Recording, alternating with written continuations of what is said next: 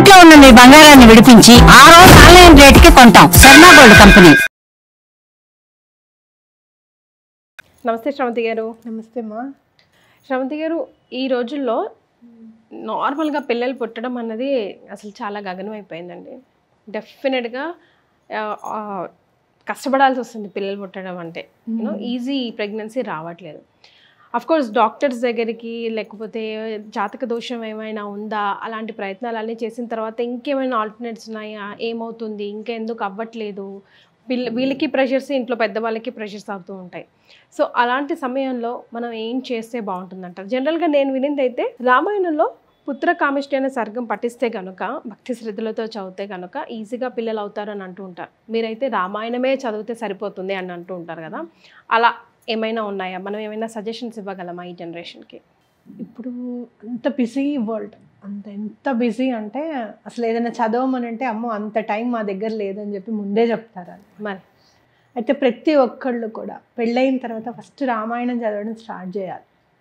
Start చేస్తే ఆ శ్లోకం చదివిన తర్వాత తాత్పర్యం ఉంటుంది, కింద అర్థం ఉంటుంది. చదువుతుంటే అసలు ఫ్యామిలీ లైఫ్ని ఎట్లా లీడ్ చేయాలి, ఎలాంటి ఓర్పు మనకు ఉండాలి, సహనం ఎంతవరకు మనం పాటించాలి, అవతల వ్యక్తులు ఎలా మనని దూషిస్తే మనం ఎలా తట్టుకోవాలి, ఇవన్నీ కూడా మనకి నేర్పిస్తూ ఉంటుంది రామాయణం ఎప్పుడు కూడా.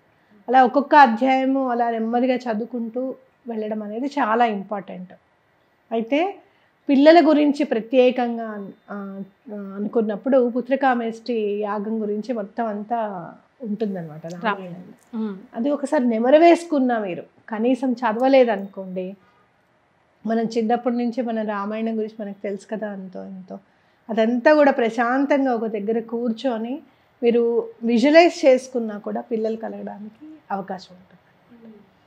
అయితే ఇప్పుడున్న వాళ్ళందరూ కూడా ముందు నుంచి మీరు 10 మందిలో 6-7 పీసీఓడి ప్రాబ్లంతో చూస్తున్నాం.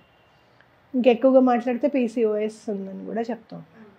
ఇదన్నీ ఎందుకు వస్తుంది మనకి, ఈ ప్రాబ్లం అంతా ఏంటి అని అంటే కనుక ఫుడ్ హ్యాబిట్స్ అనేది చాలా పాడు చేస్తున్నాయి అని ఖచ్చితంగా మేజర్ రోల్ అవే ప్లే చేస్తాయి. Major role. మా అప్పుడైతే మాత్రం చాలా వెరీ రేర్ పీరియడ్స్లో ప్రాబ్లము, పీరియడ్ క్రామ్స్ రావడం కానివ్వండి, కడుపులో నొప్పి ఎక్కువగా, నడుము నొప్పి ఎక్కువ ఉందని అనుకోవడం, అంటే పాప మా అమ్మాయికి బాగుండట 3 రోజులు అని అంటే వెరీ రేర్ అనమాట అసలు. అలాంటిది ఇప్పుడు 10 మందిలో 6-7 మనం పీసీఓడి ప్రాబ్లంతోనే చూస్తున్నాం.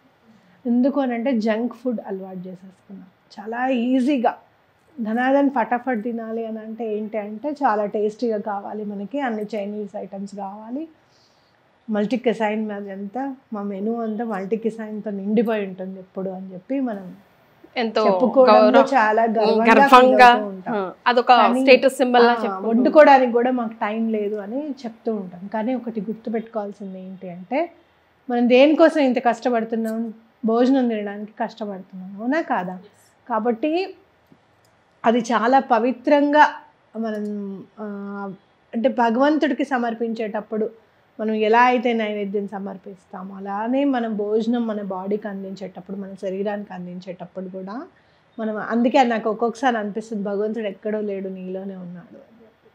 కాబట్టి అలా మనం తినాలి అనేది గుర్తుపెట్టుకోవాలి. అంటే ఏవేవి వదిలేయాలి? పిజ్జాలు వదిలేయాలి, బర్గర్లు వదిలేయాలి, చాక్లెట్స్ వదిలేయాలి, ఇలాంటివన్నీ కూడా వదిలేయాలి అనమాట. చాలా మంచి న్యూట్రిషియస్ ఫుడ్ తింటే పిల్లలు తొందరగా పుట్టడానికి అవకాశం.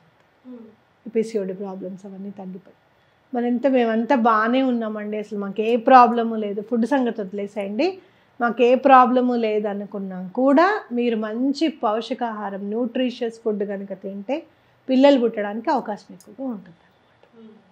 అయితే మరి ఎట్లా మనము అన్నీ ఉన్నాయి, అన్నీ బాగానే ఉన్నాయి, కానీ మాకు అసలు పిల్లలే అవ్వట్లేదు అని అనుకుంటే కనుక, మనం రామాయణం ఎలా అయితే నెమరు వేసుకొని కనీసం ఊహించుకొని విజువలైజ్ చేసుకోమని చెప్తున్నామో అలానే చేసుకుంటూ మీరు ర్యాబిట్స్ ఉంటాయి, 2 ర్యాబిట్స్ ఫోటోని మీరు వాల్పేపర్గా మొబైల్లో పెట్టుకోండి. నేను చాలా మందికి చెప్పాను, పెట్టుకునే వాళ్ళందరికీ పిల్లలు పుట్టారు. జస్ట్ ర్యాబిట్స్ వాల్పేపర్లో పెట్టుకుంటే 2 ర్యాబిట్స్, 2 ర్యాబిట్స్, జంట ర్యాబిట్స్ వాల్పేపర్ మీద పెడితే ర్యాబిట్స్ చాలా సునాయాసంగా వాటి సంతానాన్ని వృద్ధి చేస్తాయి అన్నమాట, ఈజీగా. అలాగే మీరు చూస్తే కనుక అమ్మవారికి నైవేద్యంగా దానిమ్మ పళ్ళని నైవేద్యంగా పెట్టాలి. అలాగే ఏదైనా గుడికి వెళ్ళేటప్పుడు కొబ్బరి బొండం తీసుకొని వెళ్ళి ఇవ్వాలి. పూర్ణం కొబ్బరికాయ అయినా పర్వాలేదు, కొబ్బరి బొండాలైనా సరే ఇవ్వడం మంచిది. పూర్ణం కొబ్బరికాయ ఇచ్చినా పర్వాలేదు. ఏదైనా మీరు గుడిలోకి వెళ్ళేటప్పుడు ఏం చేస్తారంటే ఈ మధ్య చక్కగా హోమాలు చేస్తున్నారు అన్ని చోట్ల. ఇప్పుడు మీరు వైష్ణవ ఆలయాల్లో చూడండి, సుదర్శన హోమం చేస్తున్నారు. స్వాతి నక్షత్రం అప్పుడు లక్ష్మీనరసింహస్వామి హోమం చేస్తుంటాం. మేము కూడా చేస్తుంటాం. ప్రతి స్వాతి నక్షత్రానికి లక్ష్మీనరసింహస్వామి హోమం చేస్తూ ఉంటాం. అట్లా మీరు ఏమన్నా కనుక చేస్తే కనుక అక్కడ హోమం చేసేటప్పుడు ఈ కొబ్బరికాయని వేయండి, పూర్ణం కొబ్బరికాయ వేయండి అని చెప్పి ఇవ్వండి. అంటే పీచు ఉన్న కొబ్బరికాయ అనమాట. ఎండిపోయిన తర్వాత పీచు వచ్చేస్తుంది కదా పైన, దాన్ని పూర్ణం అంట. అలా ఇవ్వండి, తప్పకుండా మీకు పిల్లలు కలుగుతారు. అలాగే గుళ్ళో కొంచెం నూనె నెయ్యి ఇవ్వండి, దీపం పెట్టడానికి. ఏమండి దీపానికి వాడండి అని చెప్పి ఇవ్వండి తప్పకుండా. లేదా ఒత్తులు ఇవ్వండి, దీపంకి మీరు ఏ ఒత్తులు వాడతారో అని అడిగి ఆ ఒత్తులు కొని ఇవ్వండి. ఆ గుళ్ళో పసుపు కుంకాలు ఇవ్వండి. ఇలా గుడిలో ఏదైనా సరే భగవంతుడికి సంబంధించింది ఏదైనా చేస్తే కనుక తప్పకుండా పిల్లలు పుడతారు అనేది మనం గుర్తుపెట్టుకోవాలి. Okay, so first and foremost life style changes చేసుకొని ఫుడ్ తీసుకునే ఆహారంని చాలా కాక్షన్గా ముందు నుంచే ప్రిపేర్ అయ్యి ఆ తర్వాత ఇలాంటి రెమెడీస్ ఫాలో అవుతే కనుక ఈజీగా మన ప్రాబ్లమ్ సాల్వ్ అవుతుంది అని అనుకోవచ్చు. అయితే జాతకం ప్రకారం చూసుకున్నా కూడా ప్రాబ్లమ్స్ అవి ఉంటాయి కదండి. తప్పకుండా ఉంటాయి. రాహుకేతులు మీరు ఈ జంక్ ఫుడ్ ఎక్కువగా తింటున్నారు అని అంటే రాహు ఇంపాక్ట్.